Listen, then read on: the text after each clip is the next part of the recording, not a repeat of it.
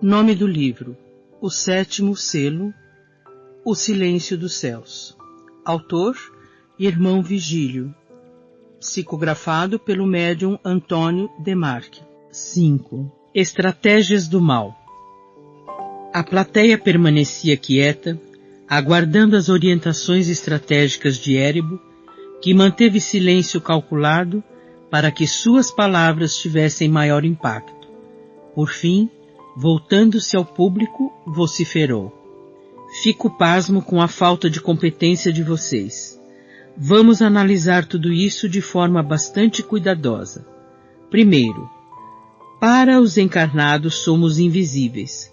Podemos agir livremente. Segundo, temos todo o tempo a nosso favor. Terceiro, o ser humano, sem exceção, é fraco, imperfeito, egoísta, individualista, dotado de ambição sem limites e propenso a todo tipo de tentações. Quarto, a fé que os alimenta é fraca, vocês sabem disso. Quinto, sexo desvirtuado. Sexto, campo mental favorável. Sétimo, a cabeça, enfatizou com a voz gutural. Fez mais uma pausa para que suas palavras fossem absorvidas com o impacto desejado. Em seguida, prosseguiu com o mesmo tom de voz temível, firme e autoritário. Em síntese, temos tudo a nosso favor. Não posso entender como ainda não alcançamos os resultados esperados, exclamou com visível irritação. Vocês não entenderam? Então eu vou ser mais claro ainda, analisando item por item que colocamos. O ser humano não percebe nossa presença porque somos invisíveis. Isso é ponto pacífico. Compreenderam agora? Temos todo o tempo que desejamos e, dessa forma, podemos acompanhá-los no dia a dia para analisarmos seus pensamentos e suas reações. Temos tempo para isso, exclamou mais uma vez. Podemos analisar calmamente suas atitudes e reações, seus pensamentos inconfessáveis, e então identificar seus pontos fracos e agir exatamente nesses pontos fracos. É difícil? Berrou irritado. Sabemos que a fé de muitas criaturas é fraca. Em outras, a fé é cega. E existem aqueles que não resistem a uma tribulação mais forte, a uma perda prematura de um ente querido, à dificuldade financeira e à doença incurável. Aqueles que têm fé fraca são um alvo fácil. Basta criar um fator de complicação em sua vida que desanimam e se tornam descrentes de tudo, presa fáceis em nossas mãos. Compreenderam? Bradou mais uma vez, para em seguida prosseguir. Sexo. O sexo, vocês sabem, é um dos pontos de maior fraqueza do ser humano. A tentação do sexo fora do casamento, o sexo promíscuo, o sexo na mente de pessoas pervertidas, a atuação mais forte para criar a dependência e a compulsão sexual que tira o raciocínio lógico da criatura que apenas deseja o prazer, custe o que custar. Vocês sabem que poucos resistem a uma boa investida e a uma tentação bem articulada. Posso dizer isso porque conheço a natureza humana e não é de hoje. Sei o que estou falando. O campo mental do ser humano é a chave para envolvermos os encarnados de forma inteligente, mesclando os nossos pensamentos aos deles. Conhecendo suas falhas e seus descalabros, podemos atuar no dia a dia, criando o clima propício para despertar pensamentos e anseios secretos do desejo pecaminoso, cobiça, rancor, mágoa, ódio, inveja, queixume e maledicência. Quando isso acontece, as portas mentais são escancaradas para a nossa atuação, de forma que o obsediado não se dá conta e não mais identifica quais são seus verdadeiros pensamentos e quais não são. Então, ficam literalmente em nossa mão. Perceberam? Nós temos tudo a nosso favor. Não aceitarei em hipótese alguma fracassos, finalizou de forma agressiva e rancorosa. O silêncio que se seguiu foi absoluto. Ninguém ousava levantar a voz, mas foi o próprio Érebo quem quebrou o silêncio. Estão vendo? É isso que me preocupa, reclamou, voltando-se para Polifemo. Não me admira que Polifemo tenha dificuldades contando com um bando de incompetentes como vocês. Eu comentei 7 itens estratégicos e detalhei apenas 6 de propósito, e ninguém se manifestou. Por quê? Indagou extremamente irritado. Seus olhos pareciam ainda mais avermelhados, em virtude da ira que o possuía. Faltou um item. Alguém pode me dizer qual foi esse item? Diante da ira do chefe supremo do mal, ninguém ousava se manifestar. Está vendo, Polifemo? E são chefes de falanges. Já que ninguém se manifesta, diga você então, concluiu, dirigindo-se ao seu comandante imediato. Faltou esclarecer a respeito da cabeça, respondeu o chefe, das legiões. Exatamente, a cabeça. O mais importante em tudo é sempre a cabeça. Quer matar um animal? Corte a sua cabeça. O corpo sem cabeça não sobrevive, e a morte é certa. Entenderam? Querem desmotivar e desarticular uma igreja? Ataquem sua cabeça, que é o padre. Querem fazer desmoronar um templo evangélico? Ataquem a cabeça, isto é, o pastor. Querem destruir um centro espírita? Ataquem sem piedade seus dirigentes. Querem esfacelar um lar? Acertem a cabeça, isto é, o pai. No caso dos lares em que a mãe é a cabeça, é sobre ela que o esforço deve ser concentrado. Fez nova pausa calculada para que suas lições fossem melhor absorvidas pelos comandados. Confesso que estava surpreso com os conceitos e as ideias de Érebo.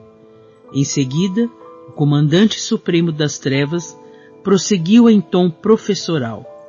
Uma sociedade, como um todo, começa a desmoronar quando o lar perde a importância em seu contexto geral.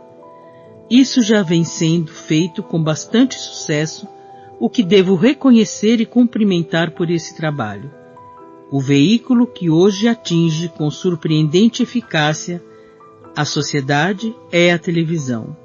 Sei que o responsável por este trabalho é digno de meus cumprimentos porque, desde alguns anos, desenvolvem um trabalho de inspiração e persuasão com os responsáveis pela mídia televisiva.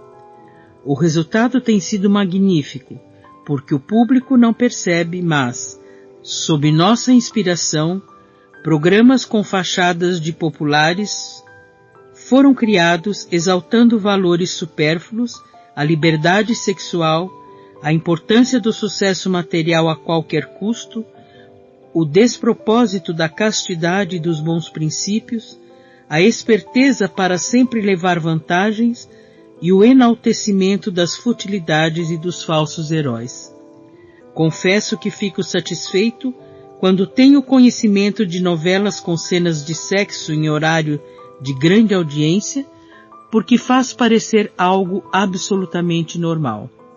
Mostram a bigamia com naturalidade, a traição como algo corriqueiro, o despreendimento sexual dos adolescentes como modernidade e a liberalidade excessiva dos pais, que permitem e dão liberdade absoluta aos filhos para que estes não se sintam excluídos da sociedade. Percebem? É nesse ponto que eu quero chegar. A cabeça perde o rumo e tudo fica mais fácil. É com a complacência dos pais, que são bastante modernos e pra frentex, sorriu, satisfeito com a própria ironia, que os jovens têm sua iniciação sexual cada vez mais cedo, inclusive oferecendo o próprio recinto doméstico para que isso aconteça. É magnífico. Os pais não se incomodam quando seus filhos saem para as baladas e não têm hora para voltar. A bebida, as drogas, o sexo descompromissado e a liberação dos sentidos primitivos são um prato cheio para que nosso pessoal possa agir à vontade. Além das baladas, as festas rave, regadas a bebidas e drogas, a liberdade total do carnaval e das micaretas. As meninas engravidam, mas o aborto é a solução imediata. Maravilha! Melhor impossível. Os jovens crescem sob o impacto dos tempos modernos, em que o respeito aos mais velhos é motivo de sarcasmo. Os educados devem ser ridicularizados, já era, e os que buscam seriedade e estudo são chamados de nerds, os quais devem ser motivos de chacotas. Enquanto Erebo fazia sua explanação, não deixei de observar seu palavreado. Não fosse o objetivo de orientar a ação de seus comandados, diria que Erebo fazia uma verdadeira preleção para que o encarnado que tomasse conhecimento pudesse cair na real em relação aos valores cultuados nos dias atuais. Isso me surpreendia e ao mesmo tempo me deixava extremamente preocupado. O instrutor acompanhava meus pensamentos e, com um sinal de cabeça, concordou, demonstrando também preocupação. Erebo sabe o que está falando, Virgílio, porque tem conhecimento de causa e se mantém atualizado em relação aos costumes da sociedade moderna. Isso tudo é fator de extrema preocupação. Ele sabe que o tempo está se esvaindo, mas, à semelhança daquele que não se importa em cair no abismo, desde que junto leve o maior número possível de desafortunados, assim agem as forças das trevas sob a orientação de seus comandantes. Para nós, fica a grande responsabilidade de ampararmos e orientarmos as criaturas de boa vontade, os mansos e pacíficos, como disse Jesus, porque as forças do mal agem de forma discreta, mas sorrateira, contando com a complacência das criaturas que vibram na mesma sintonia.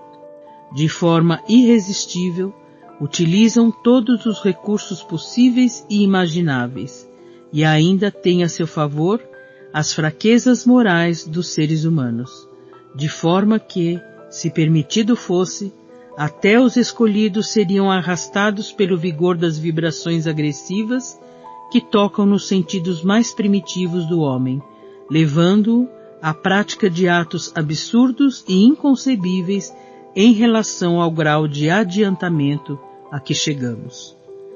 Erebo prosseguia em sua didática obsessiva, orientando os chefes de falange, procurando descer a detalhes para que o plano das trevas pudesse ser executado com vigor no plano obsessivo e levasse à queda as cabeças de cada instituição religiosa, incluindo o seio da própria família, onde se estabelece o equilíbrio ou a derrocada de seus componentes. Por trás de qualquer comunidade, sempre existe uma instituição religiosa que busca dificultar nosso trabalho, arrebanhando fiéis para suas fileiras. Exemplificando, se a instituição é uma igreja católica, aproximem-se o quanto for possível do sacerdote. Acompanhem seus passos. Procurem observar atentamente suas atitudes, seus olhares e pensamentos. Sabemos que existem os mais fervorosos, mas, de um modo geral, em seu íntimo, existe algum mal escondido. Procurem identificar o que é. Primeiramente, a vaidade. Depois, o ranço, porque com o tempo a fé esmorece. Por último, o sexo. O sexo ainda é a grande tentação para quem vive uma vida de celibato. É difícil resistir a uma boa investida. Explorem as fraquezas inconfessáveis, pois por trás de um hábito existe um homem.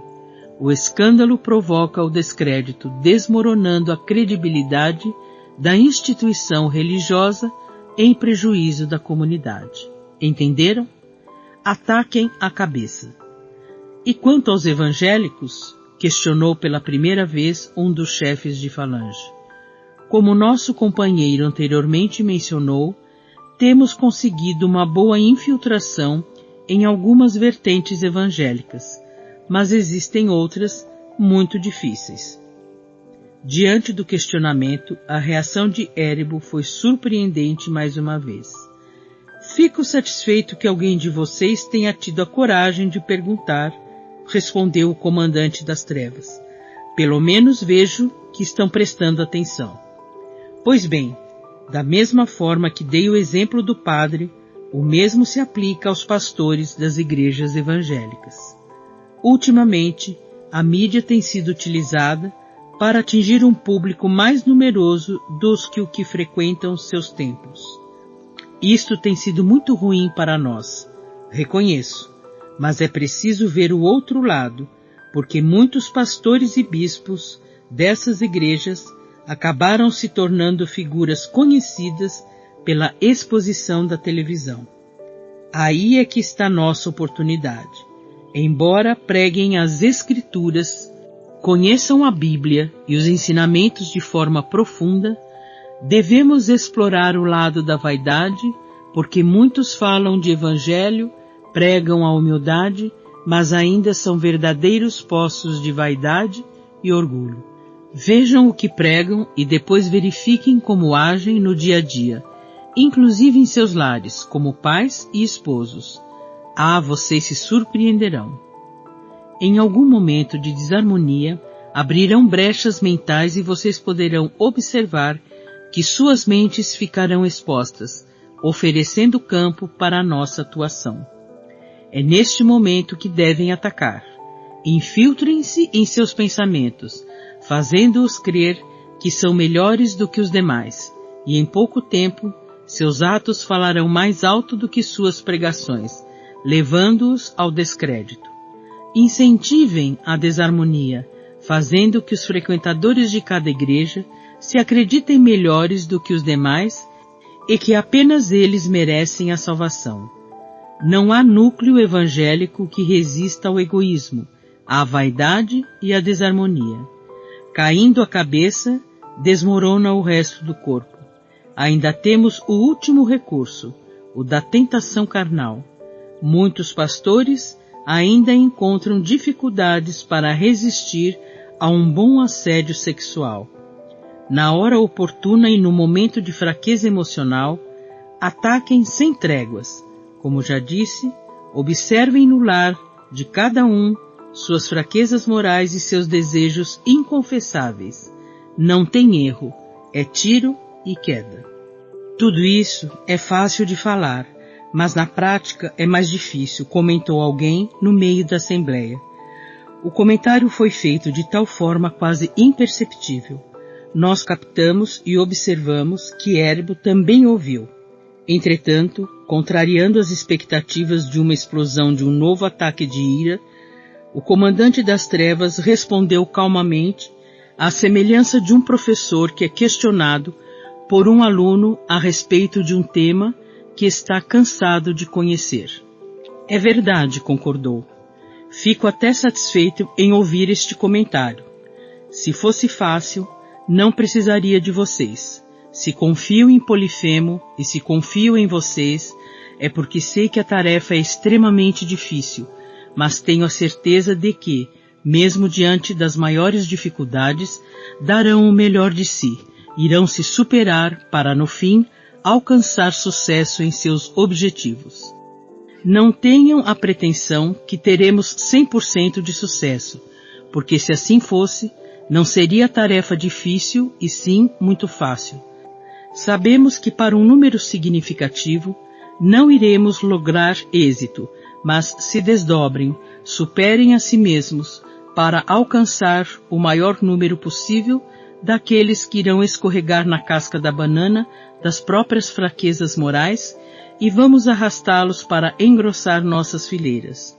É isso que espero de cada um de vocês, e tenho a mais absoluta certeza de que saberão cumprir com louvor os compromissos assumidos comigo esta noite. Alguém mais deseja fazer alguma observação ou questionar algum item que eventualmente não tenha ficado bem claro? Diante da mudança de tom do temido comandante das trevas, outros chefes de falanges se animaram, levantando a mão e um a um expuseram suas dúvidas e observações.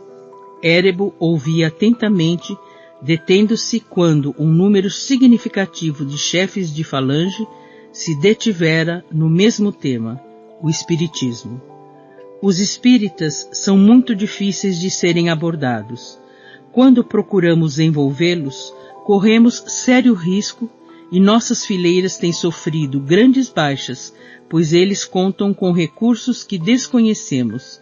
E quem procura conhecer melhor que recursos são esses, não volta para contar a história, comentou um chefe de falange em tom de desânimo. Além deste fato que o companheiro mencionou, comentou um outro chefe de falange, temos notado que, em alguns casos, até conseguimos alcançar algum progresso com frequentadores, fazendo que desistam no meio do caminho. Entretanto, temos observado que um grande número se fortalece ainda mais na fé, quando começamos a provocar problemas, doenças, desentendimentos e brigas. Num primeiro momento, achamos que estamos levando vantagem, mas verificamos adiante, cada vez que vão a uma reunião, voltam fortalecidos, chegando em uma situação muito perigosa para nós, que precisamos tomar cuidado para não sermos apanhados desprevenidos e levados a essas reuniões de desobsessão, de onde dificilmente alguém volta. Temos procurado atuar de todas as formas, comentou um terceiro, atuando nos trabalhadores, nos responsáveis por trabalhos e nos dirigentes, mas o ataque direto não surte muito efeito. Os espíritas têm demonstrado raciocínio lógico e percebem nossa presença. O grande problema é que estão sempre presentes, atuantes nos centros a que pertencem. Temos procurado atingi-los com doenças, mas há sempre grupos que vibram pelo companheiro enfermo. Temos procurado criar desavenças entre os familiares, esposa insatisfeita, filhos problemáticos, parentes difíceis, mas, quando instituem o Evangelho no lar, dificultam nossas ações porque perdemos a aderência mental dos envolvidos. A vibração energética do ambiente doméstico nos expulsa, de forma que não conseguimos continuar criando e fomentando as discussões, as brigas e os desentendimentos. No meio espírita, encontro a tarefa das mais árduas que tenho enfrentado, embora, de vez em quando, consiga afastar um ou outro para o desequilíbrio, o quadro não é nada animador, concluiu. Érebo ouvia tudo em silêncio, exibindo um sorriso irônico e maquiavélico no canto da boca. Eu já esperava por isso e confesso que demorou para que esse assunto viesse à baila. Vocês têm razão, porque realmente o Espiritismo proporciona aos seus seguidores uma condição de fé diferenciada das demais filosofias religiosas. Sei do que estou falando, acentuou, para, em seguida, prosseguir. Todas as religiões pregam a crença inabalável com seus dogmas e postulados, e enquanto o indivíduo está firme em sua fé, torna-se inatingível. Mas basta uma contrariedade mais acentuada, uma desilusão mais forte, uma situação não atendida, uma doença incurável em alguém que se ama, uma morte violenta de um ente querido, um acontecimento trágico ou uma tentação que atinge seu ponto fraco, e muitos desabam, tornam-se revoltados, descreem de tudo e então a fé desmorona. Digo ainda mais, quando os fiéis colocam um sacerdote, um pastor ou um pregador em um pedestal e depois descobrem fatos desabonadores, sentem-se traídos em sua fé e confiança. Tudo fica mais fácil porque nesta situação, aqueles que sentem a fé abalada ficam completamente à nossa mercê. Com os espíritas, entretanto, temos de redobrar nossos cuidados, agir com inteligência, atuar de forma discreta, imperceptível, explorar suas fraquezas, enaltecer suas qualidades para aflorar a soberba e suas vaidades. Os espíritas também gostam de elogios e precisamos, de alguma forma, desenvolver cultos a personalidades, fazê-los crer que são o máximo. É o encantamento e o deslumbramento que os médiuns sentem por si mesmos, fazendo ouvidos surdos às críticas, irritando-se com as contrariedades, mas sorrindo para os elogios que devemos explorar. Temos de procurar conhecer os pensamentos mais íntimos, seus desejos ocultos, suas taras inconfessáveis, porque afinal de contas, também são homens comuns, portadores de virtudes e falhas. Mais falhas do que virtudes, comentou irônico. E tempo nós temos de sobra, não temos? Confesso que me sentia perplexo diante da fala de Érebo. O comandante das trevas sempre surpreendia com sua perspicácia, demonstrando, além de tudo, profundo conhecimento do Evangelho, das religiões e da própria índole do ser humano, de seu comportamento e de suas fraquezas. O instrutor sorriu com tristeza diante de minha observação. Infelizmente, Virgílio, Érebo é uma das grandes inteligências desencarnadas a serviço do mal. Foi um grande guerreiro impiedoso e cruel que usou sua inteligência e liderança para conquistar pela espada. Em sua ânsia de conquistas, matou e destruiu, com requintes de brutalidade, tudo o que se interpunha a seus objetivos. Desencarnado, observou que as criaturas continuam as mesmas em sua essência, apenas não têm mais o pesado fardo do corpo físico para carregar, e dessa forma, com a inteligência a seu favor, percebeu com sua personalidade arguta que poderia agir com desembaraço, tornando-se um dos líderes das trevas. Embora fosse detentor de respeitável currículo, mesmo assim, precisou lutar com violência e astúcia para galgar a liderança. Muitos dos derrotados tornaram-se depois seus fiéis aliados. Dessa forma, ao longo dos séculos, Érebo, de forma sistemática, vem aliciando mentes privilegiadas, desviadas do bem, engrossando as fileiras de seu exército invisível a serviço do mal, e agora, neste período de transição, de forma desesperada, mas organizada, procura arrastar para as trevas a maior quantidade possível de criaturas que entram na ardilosa sintonia vibratória do mal que envolve o planeta e a humanidade. Diante das palavras do instrutor, fiquei pensativo. Como poderiam criaturas, a exemplo de Polifemo e Érebo, mentes privilegiadas e conhecedoras do Evangelho do Cristo, se voltar para o mal? O próprio instrutor veio em meu socorro com esclarecimentos preciosos.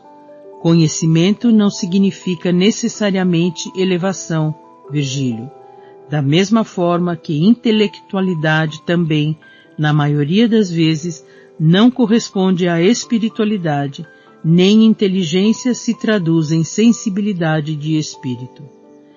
Existem pessoas que detêm conhecimento, mas continuam presas nas mesquinharias, outras possuem intelecto desenvolvido, mas permanecem atreladas ao egoísmo e às coisas materiais, e outras cujo coração, apesar de terem seu coeficiente de inteligência, QI, extremamente elevado, continua vibrando na sintonia do ódio, do rancor e da brutalidade.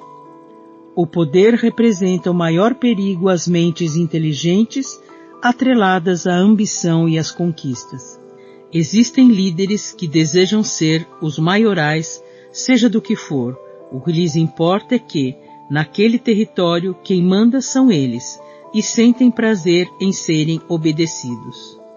Érebo é uma dessas criaturas.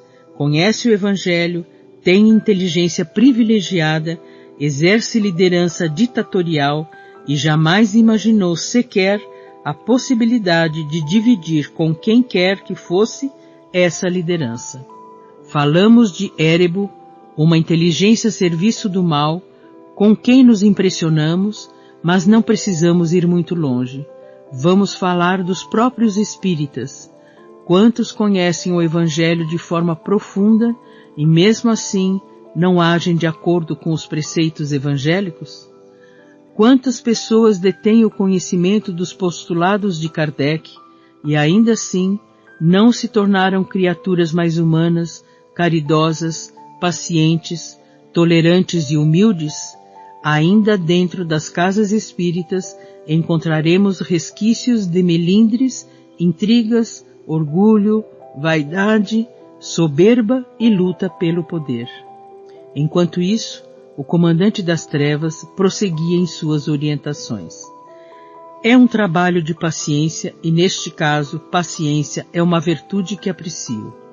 Vamos analisar atentamente os frequentadores. Vejo que a maioria de vocês intensifica o assédio para que aqueles que estão iniciando na doutrina desistam. Alguns desistem, mas outros, alertados do fato, se fortalecem na oração e na frequência assídua, nas reuniões e nos passes, conseguem neutralizar as energias positivas. Nesta fase, é melhor que se utilizem de espíritos menos experientes, porque o risco de serem apanhados nas malhas do bem é muito grande. Vocês não devem correr riscos desnecessários. Deixem o tempo passar. Aquele iniciante que, a princípio, reage e se fortalece, quando se dá conta que os ataques cessaram, relaxa e se descuida. É aí que entra a segunda fase da obsessão, pois o candidato a trabalhador da doutrina já tem senso crítico.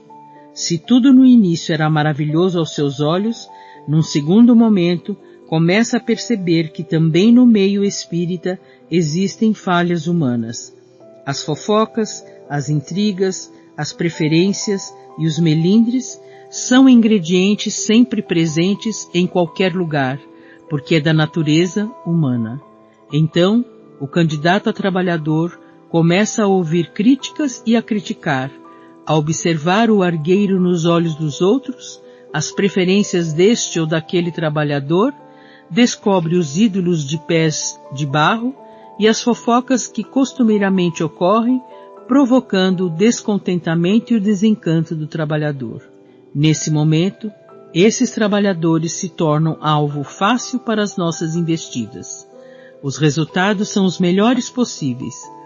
Grande número de candidatos a discípulos do Espiritismo abandona suas tarefas nessa fase. Não podemos esquecer aqueles que, entusiasmados com a filosofia espírita, se entregam aos cursos de médiuns, aprendizes do Evangelho e outras baboseiras bem a gosto dos espíritas. Passado o entusiasmo inicial, aproximem-se cuidadosamente, incutindo-lhes o comodismo, a ociosidade e o desânimo. É verdade que a consciência os alerta, mas, sem que percebam, façam que encontrem as justificativas para o abandono que satisfaçam as próprias consciências. É aquele dia que está muito frio, é a chuva inconveniente, é aquele programa preferido que passa exatamente no dia do centro, é a partida de futebol do time predileto, é a visita do amigo ou do parente, são fatores que, com um pouco de nossa ajuda, faz o candidato desistir em paz com a própria consciência, porque encontrou a desculpa necessária que procurava para justificar a indolência. Até aí tudo fácil, perceberam? Não se arrisquem, volto a dizer, utilizem o máximo auxiliares inexperientes para que as cabeças de nossas fileiras não sejam atingidas. Entenderam? Fez uma breve pausa. Observei que a plateia estava atenta a cada palavra de Éribo, que parecia satisfeito consigo mesmo e com o efeito que causava em seus comandados. Prosseguiu. A etapa seguinte exige mais atenção e astúcia. Trata-se do envolvimento com os responsáveis pelos trabalhos da casa espírita.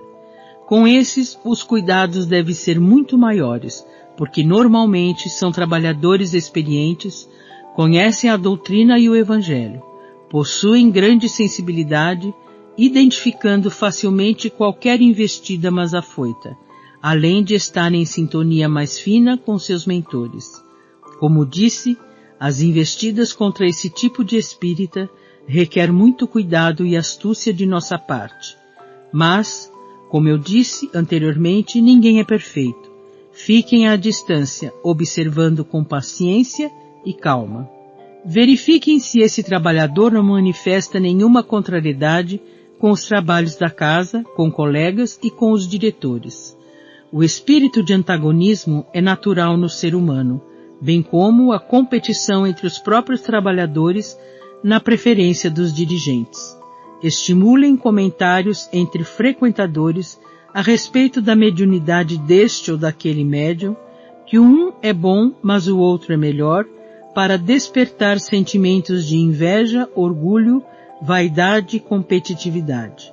O importante é identificar algum ponto de insatisfação e, dessa forma, aproveitar a fresta mental que se abre em algum momento de invigilância para estimular a insatisfação, os melindres e a vaidade ferida. Preferencialmente, que o assediado comece a ruminar internamente, agasalhando pensamentos negativos de insatisfação que, aos poucos, ganham forma e crescem, de maneira que tomam conta de seus pensamentos onde esteja. A irritação, o mau humor, o desaforo que houve no trânsito, a chamada de atenção no trabalho, a contrariedade financeira e os desentendimentos no lar são os requisitos favoráveis para a formidável queda do trabalhador mais assíduo, sem contar com as próprias falhas de caráter. Problemas sexuais mal resolvidos são ingredientes que completam o quadro ideal para a derrocada do trabalhador espírita mais dedicado. Quando os trabalhadores mais experientes e chefes de trabalho na casa espírita se entregam aos melindres, dão atenção às fofocas e começam a identificar falhas e criticar seus companheiros e dirigentes, a coisa está boa para nós, porque temos o campo favorável para atuar, aproveitando as próprias forças negativas dos médiuns. Neste caso, comentou satisfeito, como na filosofia do judô, utilizamos a própria força do adversário a nosso favor. Não é fantástico? Perceberam? É assim que abalamos a base de uma casa espírita com astúcia, inteligência e paciência. Muita paciência, ressaltou. As palavras de Érebo eram, no mínimo, inquietantes. Observando minha preocupação, Ulisses esclareceu-me. As forças do mal agem com conhecimento de causa e astúcia, Virgílio. Veja que não podemos negligenciar em nenhum momento, porque estamos diante de inteligências respeitáveis a serviço do mal. Qualquer trabalhador da casa espírita sabe que sequer Jesus ficou imune às investidas das trevas.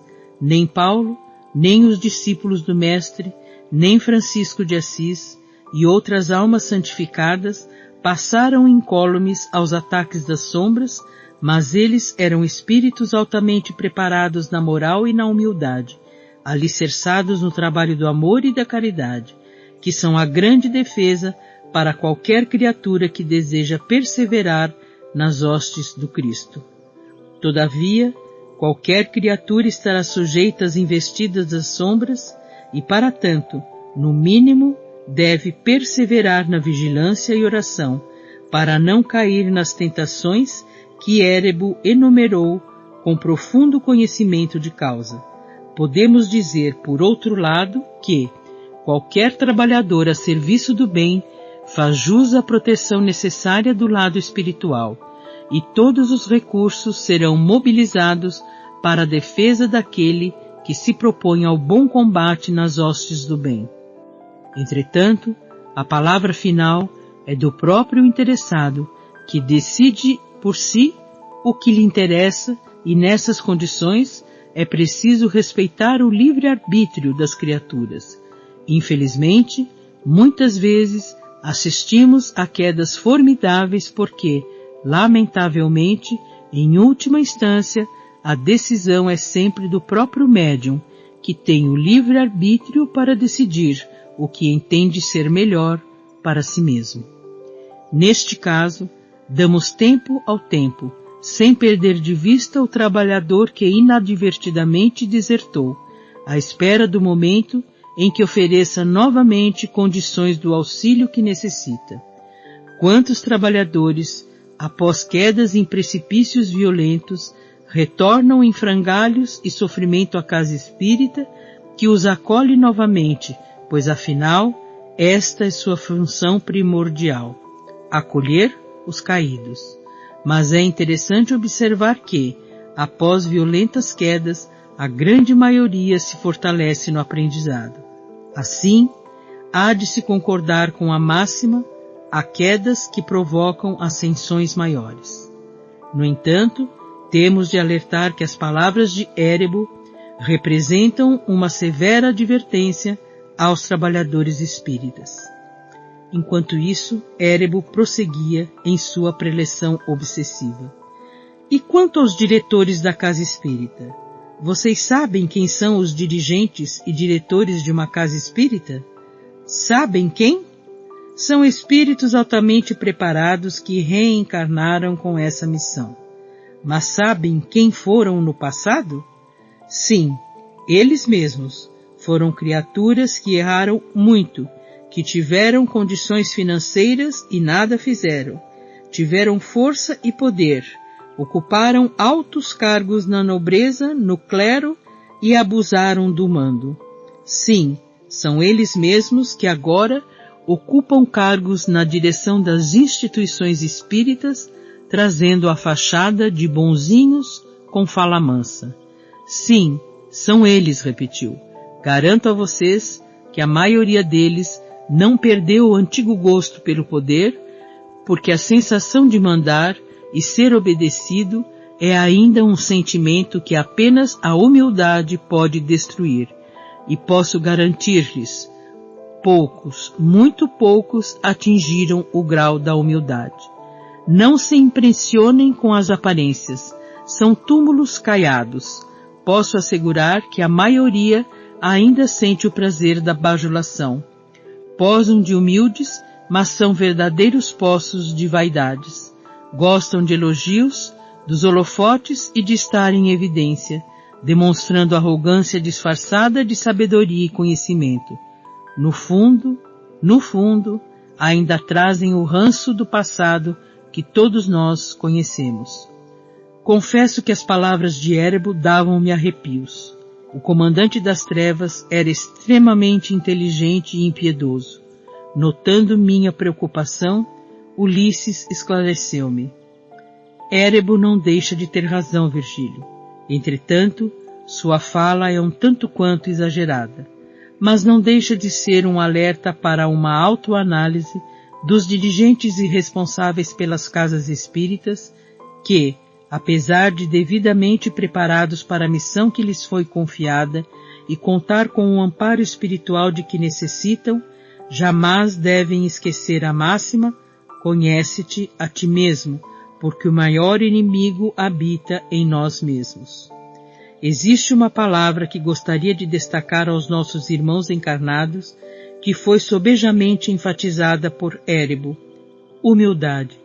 Os dirigentes espíritas devem estar atentos na busca da humildade, para não escorregar nos desvios do personalismo que tem levado a quedas formidáveis muita gente boa. Érebo sabe disso e sugere essa ideia a seus comandados, como observamos aqui nesta noite. Como se estivesse nos ouvindo, o comandante das trevas deu prosseguimento à sua explanação com o seguinte comentário: a palavra mágica é vaidade. Devemos explorar ao máximo a vaidade dos líderes espíritas, pois eles também são humanos como qualquer um outro. É verdade, tenho conhecimento da doutrina da fé raciocinada, mas até o conhecimento pode ser um motivo de vaidade. Temos de cercar esses líderes de bajuladores, de pessoas que possam se esmerar em elogios, aplausos, enaltecimento e louvores. Em pouco tempo vocês verão que eles se transformam em verdadeiros pavões, desfilando sua presunção e suas plumas. A vaidade leva o médium ao encantamento por si mesmo, acreditando que é o maioral, olhando por cima de todos com o nariz empinado, mas tendo cuidado para não deixar transparecer a vaidade, como o pavão oculta os próprios pés. É a fascinação que leva muitos líderes espíritas a gostar do culto ao personalismo, irando-se quando surge alguma crítica adversa. Perceberam? O sinal favorável à nossa atuação é quando o dirigente, diretor ou líder se irrita diante das críticas que recebe, não se prestando ao bom senso de, pelo menos, dar uma parada para analisar se a crítica é procedente ou não. Esse é o sinal característico de que entraram na sintonia adequada e podemos, então, oferecer a corda para que eles próprios se enforquem. Novamente veio-me o pensamento e a estranha sensação de que, não fosse o objetivo destrutivo de Érebo, seria uma palestra de alerta direcionada aos dirigentes espíritas encarnados. Entenderam? Prosseguiu Érebo. Atingida a cabeça, o corpo desmorona. Outra coisa que devemos explorar nos líderes e dirigentes espíritas é o sentimento de inveja. Quando alguém alcança alguma evidência ou notoriedade, via de regra, ele próprio deve se cuidar para que a vaidade não sufoque sua razão e bom senso, o que raros fazem. Entretanto, não podemos perder de vista os demais líderes, incutindo-lhes o sentimento da vaidade, de forma que aqueles que se encontram nesta sintonia fiquem aborrecidos e manifestem, ainda que silenciosamente, sua contrariedade por não terem sido convidados para este ou aquele evento, por não participarem deste ou daquele programa radiofônico ou televisivo, e assim por diante. Vaidade e inveja formam uma dupla digna de elogios de dar inveja. Gargalhou com a própria ironia. Porque muita gente boa já escorregou nessa casca de banana. Dessa forma, a possibilidade de sucesso aumenta muito. Devemos envolver os frequentadores nas futilidades, no falatório e na maledicência, os trabalhadores nos milindres e fofocas, os dirigentes na vaidade e na soberba, sem esquecer o sexo desvirtuado. Garanto a vocês que muita gente boa vai escorregar feio em quedas formidáveis, das quais será muito difícil se levantar, porque estaremos apostos para incutir-lhes o desânimo, a falta de coragem para a luta, através de processos obsessivos e depressivos profundos. O restante é rotina pessoal, e esse trabalho vocês têm executado muito bem. O envolvimento dos jovens com a disseminação das drogas, a popularização das bebidas, as baladas onde transpiram sexualidade e os desregramentos, tudo está perfeito e correndo como planejado. Alguém mais tem alguma dúvida? Perguntou Érebo, dando a entender que sua explanação havia chegado ao fim.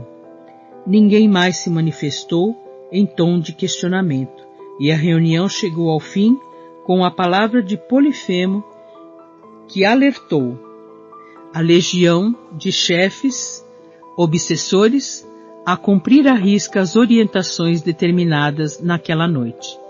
Nada mais tínhamos que fazer naquelas paragens, e então abandonamos os sítios de domínio de Polifemo e Érebo, retornando à colônia Irmão Nóbrega em rápido deslocamento volitivo. Observei que, enquanto para trás ficavam as regiões sombrias das trevas, no alto da abóbada celeste, a luz das estrelas faiscava na imensidão do firmamento, envolvendo todo o espaço na grandeza do Criador, mostrando-nos que mesmo as regiões mais sombrias da escuridão também estão envoltas no amor do Pai Eterno. Apenas não haviam aberto as portas da sensibilidade para que a luz pudesse entrar, espantando as trevas que ainda reinam nos corações endurecidos pela prática do mal. Aguardem, a história continua.